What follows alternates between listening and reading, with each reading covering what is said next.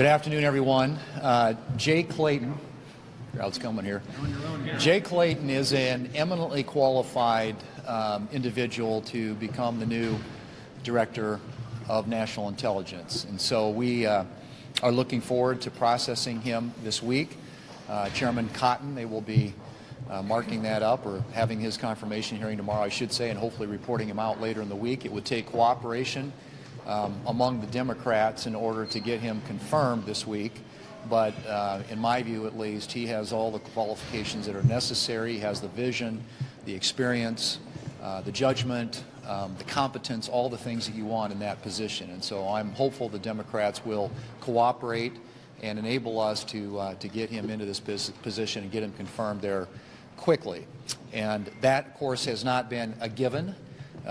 You look at the fact that this president, President Trump, is the first president in history not to have a civilian nominee confirmed either by voice vote or unanimous consent. That is truly, truly unprecedented. But that's been the Democrat practice and pattern through this in this current administration.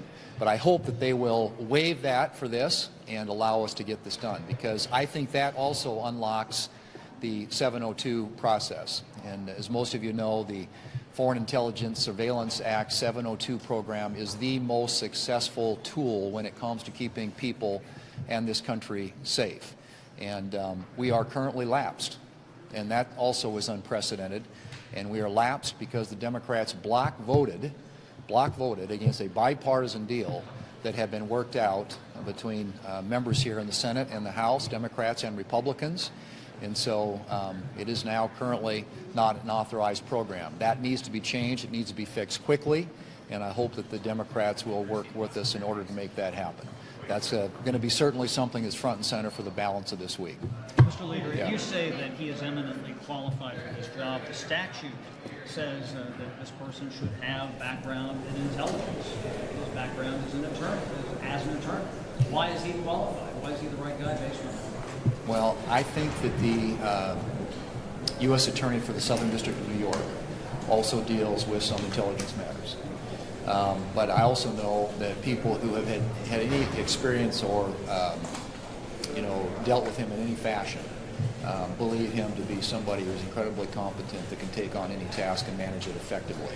But I do believe that, to answer your question specifically, I do think that position entails a certain amount of dealing with intelligence communities and agencies. Do you have right now clear understanding of what is in this memorandum of understanding with Obama? There are some Republicans who want more details. I think we're all hoping to get more information, more detail about that. I expect that'll be forthcoming. I think at least at this point, most of us agree that this administration has taken steps, unlike previous administrations going back the last 50 years, to get Iran in a place where they don't represent an existential threat to the neighborhood or to the world for that matter. And so the president's taken bold action there. I'm hoping that when we get the more information about the memorandum of understanding, we'll have a better sense about what the path forward is. But I fully believe that the president and his team are moving in the right direction, getting the strait open, getting those shipping lanes open again, I think is going to be really essential. And then if the Iranians want to have a place in the world in the future, then I think they're going to have to do away with their nuclear program, and I think that will be very clear when this happens. Do you see yourself staring down the likelihood of another one or two or more CRs, and how does that impact your ability to secure other goals such as defense supplemental, farm bill, 815 legislation? Well, I think right now it's pretty clear the Democrats don't want to play ball on a normal appropriations process. Susan Collins, the chairman of the Appropriations Committee, has now, I think, made 3 offers to the Democrats on a top line. Wants to move appropriations bills out of the committee, is getting zero cooperation from the Democrats, either with respect to what the top line numbers ought to be by subcommittee, or for that matter, an agreement on poison pill amendments, which is something that's always characterized the appropriations process. Both sides agree to that to keep the appropriations process moving forward. And so, yeah, I'm concerned about that because it seems to me at least that what Chuck Schumer and the Democrats want more than anything else is another government shutdown. They shut it down twice in this last year, and they think it benefits them politically. So we're going to do everything we can to give them opportunities to vote to keep the government open, to fund the government. CR is not the ideal way to do it. Appropriations bills is the right way to do it. And hopefully, eventually, they'll come around to that conclusion. But you can be assured that we will be taking every step possible to ensure that the government is funded and that the Democrats have lots of opportunities to vote to ensure that it is. Will you vote on the House bill? How soon will the Senate vote on it? What changes have you made? And what are the lingering divisions between the House and the Senate together? On housing. We're close, and I've said that, as you know, a number of times, but I think right now we are very, very close to landing this. We're going to move forward on it later today. We're going to vote on a motion to proceed to it. We got a message from the House that enables us to do that, and I would hope, wrap it up at least here in the Senate, so the House could vote on it when they get back next week and get it on the President's desk. But there are a couple of slight, I would say, tweaks. And without getting into particulars or details here, because I want to see this thing closed out, and right now I'm trying to give space to the people who are negotiating it to ensure that that happens. But there's a lot of good in there, and I think it maximizes both the equities the House has in it and the Senate has in it, and both parties have had opportunities to weigh into this. But in the end, it's about increasing the supply of housing in this country and making it more affordable. And I think that is something that the American people want to see us working on. I think this bill accomplishes that, and I hope that when it's all said and done, we will have a big vote in both the House and the Senate, and a bill that the President can sign into law. Leader, the Washington Post is reporting that the cost of the ballroom is now $600 million. Taxpayers will be on the hook for half of that. Are you comfortable, given how much of an issue affordability is, your constituents potentially paying for a project like that? I haven't heard a response yet from the White House to that reporting, so I'll withhold judgment on that. I will say, and I've said this before, that there are important security requirements that go with any building project in the White House. We want to make sure that any additions made down there are completed in a way that ensures that the President and others in his administration are safe and secure. And I think that that is something that I feel like we have a responsibility to do. And so the Secret Service and other agencies that protect the President are obviously going to be paying a lot of attention to how this thing is structured, how it's built. And I do believe that there is certainly some expectation that there would be dollars allocated for that purpose that would go above and beyond the private money that's been raised. But I haven't seen any of the details on that reporting and haven't seen the White House response to it. So, that's my general view overall about this, but we'll get you more when we have those specifics. Have you or Attorney Cotton been briefed by the administration on what's in this supposed deal on Iran? And from your standpoint, have any of the objectives that have been laid out at the start of this war by the administration been met? Well, I think that for sure, in my view, a lot of the objectives have been achieved. Completely, say, eliminated, but certainly diminished in any way their nuclear capability. It's buried deep underground now, and obviously when it comes to their Navy, we've destroyed, I think the number is 161 ships. When it comes to their air defenses, if you look at their capabilities, ballistic missiles, production facilities, all those sorts of things we have done great damage, I would say, to Iran's ability to inflict terror and kill people in that region and around the world. So, yeah, I think they've achieved a lot of their military objectives, and the question now is whether or not the Iranians want to come to the table and be, participate in a Middle East that actually allows for an economy, a secure place for people to do business. And we're going to find that out soon enough, I think. And as members of the Game, have you been briefed on what's in the memorandum? I certainly have not yet, although we are requesting that, and I assume we will at some point. hear from the administration with greater specificity about what's in that memorandum. I mean, we're all hearing in generality what's been reported so far, but until I get more specific information, I'm going to hesitate to say anything more about it. Thank you.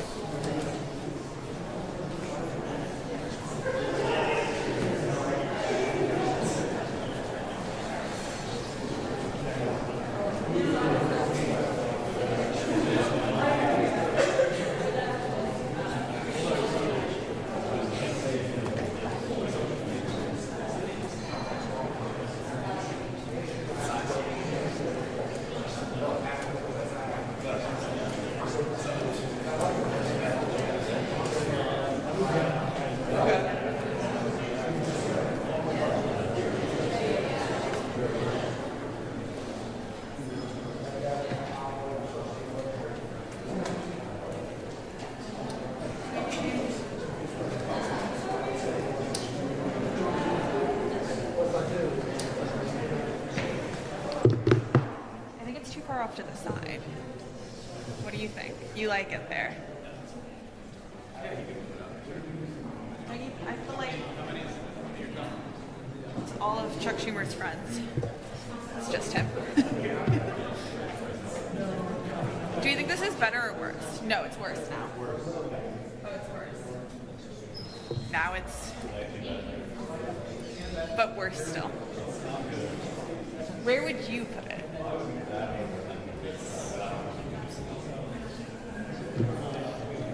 Should it be higher?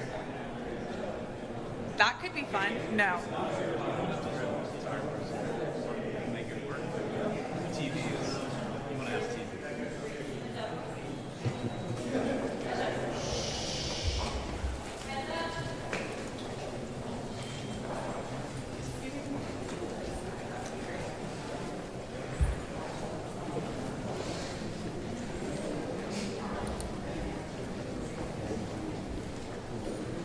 Okay, good afternoon, one and all. I want to thank Senator Schatz and Murphy for joining me. Now, as you all know, for months, Senate Democrats have said Trump's Iran war blunder can't end soon enough. We've been told dozens of times that this war is over. Dozens of times that proved to be a lie. We are the winner. We won. Trump, April. The operation is over. Rubio, May. The war is over. Rubio, June. They keep saying it, but it doesn't happen. Now it's been 2 days since Trump claimed he had reached a peace deal, quote unquote, with Iran, but he still hasn't released any details at all of this so-called deal. The American people need this war to end. That's why Senate Democrats will, for the 9th time, force a vote on a war powers resolution to end Trump's war. Every minute this blunder goes on is another minute too long. It's one of the worst blunders, foreign policy blunders, any president has ever made in the history of the United States. I'm also calling on three things from the Trump administration. First, I'm calling on Trump to hold a Gang of Eight meeting on what is in this so-called deal. That, of course, is classified. Second, I'm calling on Trump to brief the whole Congress. All senators deserve answers. And third, I'm calling on Trump to immediately tell the American people on whatever is in his so-called deal. He needs to stop keeping America in the dark. After more than 100 days of bloodshed, 13 Americans killed, hundreds more wounded, tens of billions of dollars spent, what exactly did we get out of Trump's failed war? Well, the Iran regime is more extreme now, as extreme as they were before. They're more extreme now. The Iran regime is more extreme now than they were before he started his war. Iran has more control of the Strait of Hormuz than it was before he started his war. Gasoline prices are much higher than before he started his war, and Americans are still footing the bill. Trump needs to explain his so-called deal and end this war once and for all. On the slush fund, Trump's slush fund and IRS sweetheart deal is one of the most depraved, corrupt, obscene schemes I've ever seen. It's unbelievable that Republicans refuse to outlaw this corruption. If they can't outlaw this, after Republicans voted down every attempt to rein in this corruption a couple of weeks ago, we gave them another chance. I gave them a chance today to show who they stand for, American taxpayers or Donald Trump, working families or cop beaters. After months of fake outrage on Trump's slush fund and sweetheart IRS deals, after calling it, quote, morally wrong, quote, absurd, quote, stupid on stilts, Republicans blocked it. All they had to do was let our resolution go through, and we were on the path to passing a law that said Trump could never do this. But Republicans once again refused to outlaw Trump's insurrectionist slush fund and tax fraud scheme. So anyone who thinks Trump is at all serious or has any intention of dropping his plans for a MAGA slush fund that would funnel billions of taxpayer dollars to his buddies, his cronies, cop beaters, criminals, hasn't been paying attention, hasn't been listening to what Trump says, hasn't understood that he lies at will. It's almost his MO to lie. Over and over again, we're going to force Trump to answer for over and over again, we're going to force Republicans to answer for Trump's slush fund, the IRS sweetheart deal. We're going to keep putting them on record. Republicans will not be able to wash their hands of Trump's effort to defraud the American people at a time when they're struggling to make ends meet. Senator Schatz.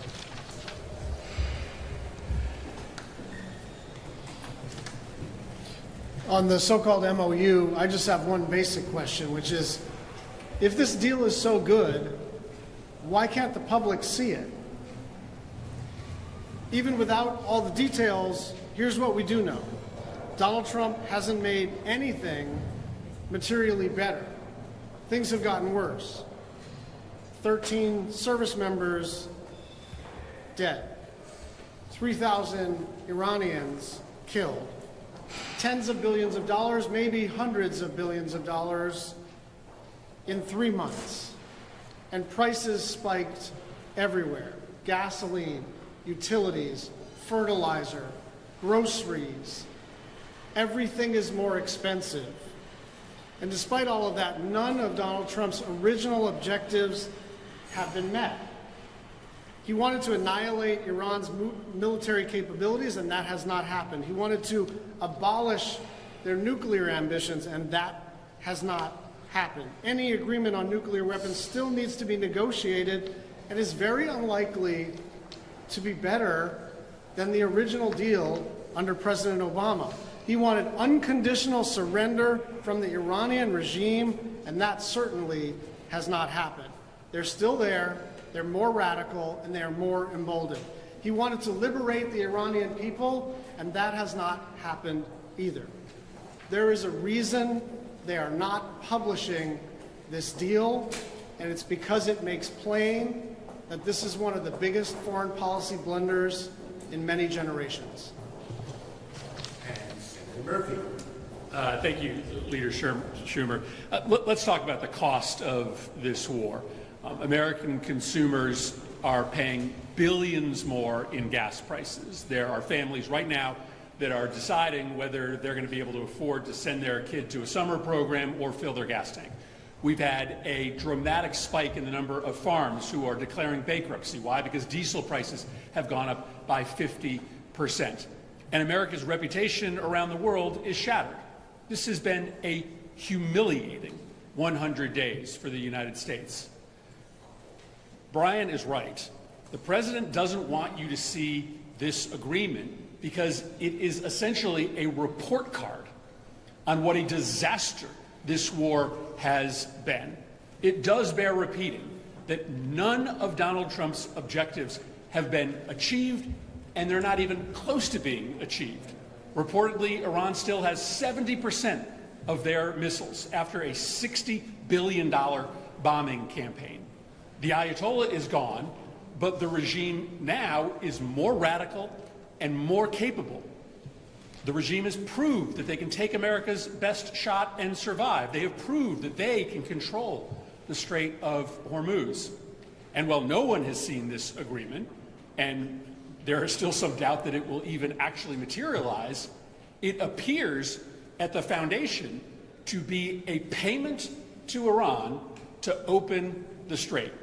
The numbers are fuzzy, but it looks as if there will be significant sanctions relief given to Iran so that they open the strait. Now, that is an abomination in and of itself, but it basically renders the future nuclear negotiations a failure in advance. Because if you have given up all your leverage just to open the strait, you have nothing left to try to get them to come to the table on their nuclear program. This has been an epic disaster for the American people. This war has been an epic disaster for American national security. America is weaker today because of this war. Iran is stronger. And while we want it to end, this agreement will be proof positive to the American people of what an absolute dumpster fire this war has been from start to finish. No. Your name is not Burgess. Burgess. Will Democrats allow the agreement to be confirmed this week after this hearing? We are all awaiting the hearing, and we'll make some decisions after that. Go ahead now. You can get a chance, even though your name is not Burgess. I know it's Chad. Where's Jeremy? On Chad and Jeremy, Yes. they're back in the 60s. The old singing group. On Jay Clayton, Leader Thune says that he's qualified to be the DNI because he's the U.S. Attorney for the Southern District of New York and they deal with terrorism. Is that enough of a qualification for someone? We're waiting for the hearing. But that's your area. Is that enough? Thank you. A question on a couple of Senate races happening around the country. In Michigan, who are you supporting the Democratic primary? And in Maine, do you remain confident that Brett Butler can win? In Michigan, I'm supporting Haley Stevens. And in Maine, we are going to beat Susan Collins and take back the Senate. Yes. What are you looking for in tomorrow's hearing from Jay Clayton? Given the fact that Democrats were very clear that they had issues with Pulte, why would Democrats... Look, you can ask any Democrat. There are lots of questions about Clayton that have to be answered. Yes. The appropriations process right now is stuck. There's a lack of deal on top-line numbers. What do Democrats need to reach a deal on the top line? And can you rule out a shutdown in October? Well, first and foremost, we need Susan Collins to sit down in good faith with Patty Murray and come up with a top line. She has refused to do so. That's why the negotiations are stalled. That's why she's had to delay it 3 weeks in a row. Yes. Leader Schumer, why does the Senate vote today on a new war powers resolution rather than the one that advanced last month, or Okay, the one that advanced last month was a motion to discharge, and it's now on the floor ready for a motion to proceed. We are, the resolution that Tim Kaine had, that Warnock has, is another motion to discharge. As for so one is a step ahead of the other, and we want to make sure all the votes are there before we move the Kaine resolution further. Thank you, everybody. Thank you. It's, let me just say, it's up to Republicans. We're trying to get a few more Republicans to vote for the Kaine resolution so we can move forward. We're one short right now. Thank you, Senator.